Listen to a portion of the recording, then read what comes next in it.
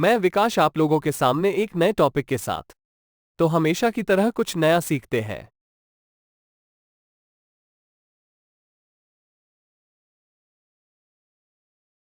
तो आज की शुरुआत मानव भूगोल से करते हैं, जो भूगोल का एक महत्वपूर्ण अंग है।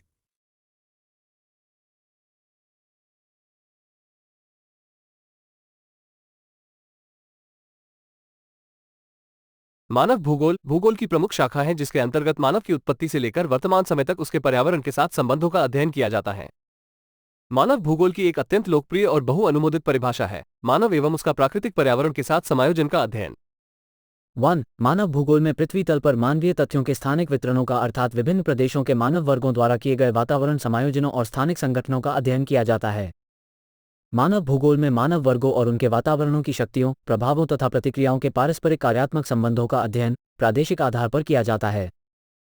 2. मानव भूगोल जिज्ञासावान मनुष्य पर प्रगतिशील प्रकृति के नियंत्रण व समन्वय का अध्ययन है।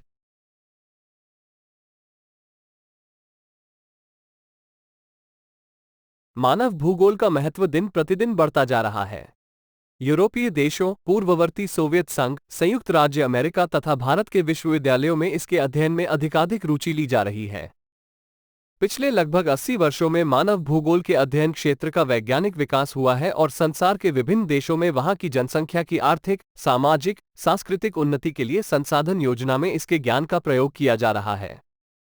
रेडजेल के अनुसार मानव भूगोल के दृश्य सर्वत्र पर्यावरण से संबंधित होता है जो कि स्वयं भौतिक दशाओं का एक योग्य होता है। एल्सवोर्थ एलटी गठन के अनुसार मानव भूगोल मानवीय क्रियाकलापों तथा मानवीय गुणों के भौगोलिक वातावरण से संबंधों की प्रकृति एवं उसके विवरण का अध्ययन है। रेडजेल की शिष्या व प्रसिद्ध अमेरिकन भूगोलवेत्ता एल सैंपल के अनुसार मानव भूगोल चंचल मानव और अस्थायी धरती के पारस्परिक परिवर्तनशील संबंधों का अध्ययन है।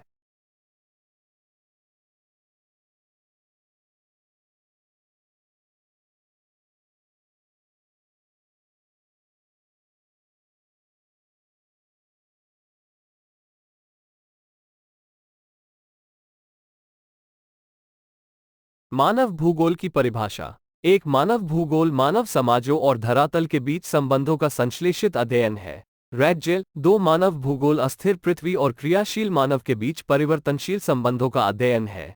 एलसी 3 हमारी पृथ्वी को नियंत्रित करने वालों भौतिक नियमों तथा इस पर रहने वाले जीवों के मध्य संबंधों के अधिक संश्लेषित ज्ञान से उत्पन्न संकल्पना। Paul Vidal de लाब्लाश।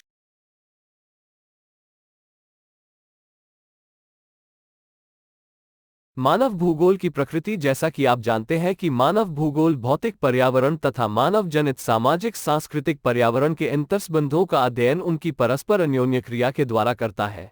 आप जानते हैं कि ये तत्व भू आकृति, मृदाएं, जलवायु, जल, प्राकृतिक, वनस्पति और विविध प्राणीजात तथा वनस्पति और विविध प्राणीजात तथा वनस्पति जात है। अगर आप चाहें तो उन तत्वों की सूची बना सकते हैं जिनकी रचना मानव ने भौतिक पर्यावरण द्वारा प्रदत्त मंच पर अपने क्रियाकलापों के द्वारा की है। गृह, गांव, नगर, सड़कों, रेलों का जाल, उद्योग, खेत, पतन, दैनिक उपयोग में आने वाली वस्तुएं तथा भौतिक संस्कृति के अन्य सभी तत्व भौतिक पर्यावरण द्वारा निर्मित किए गए हैं। जबकि भौतिक पर्यावरण मानव द्वारा वृहद स्तर पर परिवर्तित किया गया है, साथ ही मानव जीवन को भी इसने प्रभावित किया है।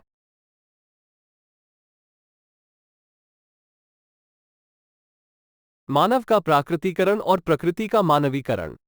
मनुष्य अपने प्रौद्योगिकी की सहायता से अपने भौतिक पर्यावरण से अन्योन्य क्रिया करता है।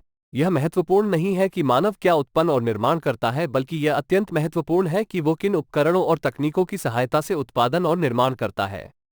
प्रौद्योगिकी किसी समाज के सांस्कृतिक विकास के स्तर की सूचक होती है। मानव प्रकृति के नियमों को बेहतर ढंग से समझने के बाद ही प्रौद्योगिकी का विकास कर पाया है।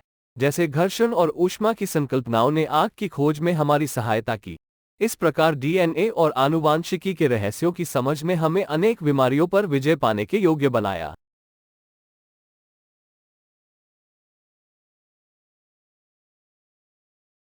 अधिक तीव्र गति से चलने वाले यान विकसित करने के लिए हम वायु गति के नियमों का प्रयोग करते हैं।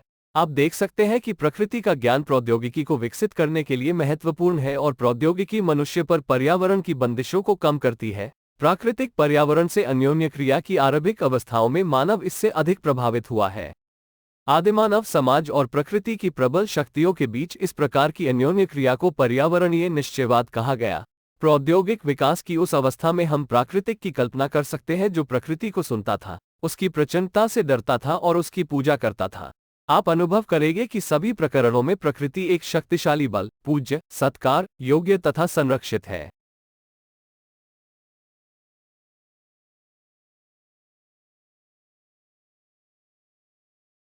समय के साथ लोग अपने पर्यावरण और प्राकृतिक बलों को समझने लगते हैं और अपने सामाजिक और सांस्कृतिक विकास के साथ मानव बेहतर और अधिक सक्षम प्रौद्योगिकी का विकास करते हैं।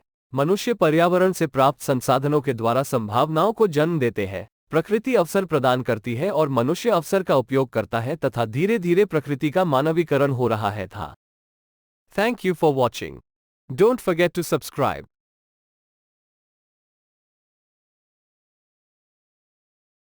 मानव भूगोल के क्षेत्र और उपक्षेत्र।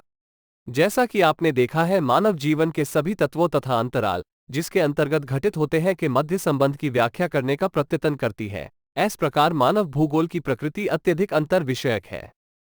पृथ्वी तल पर पाए जाने वाले मानवीय तत्वों को समझने और उसकी व्याख्या करने के लिए मानव भूगोल सामाजिक विज्ञानों के सहयोग विषयों के साथ घनिष्ठ अंतरापृष्ठ विकसित करती है। ज्ञान के विस्तार के साथ साथ नए उपक्षेत्र का विकास होता है और मानव भूगोल के साथ भी ऐसा ही हुआ।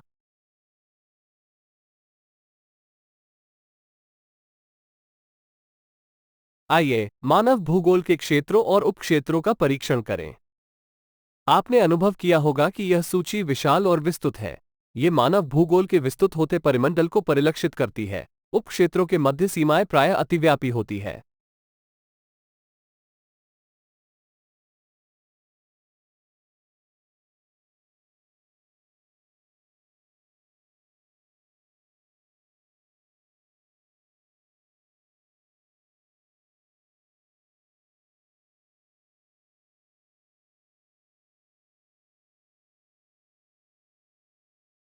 Thank you for watching.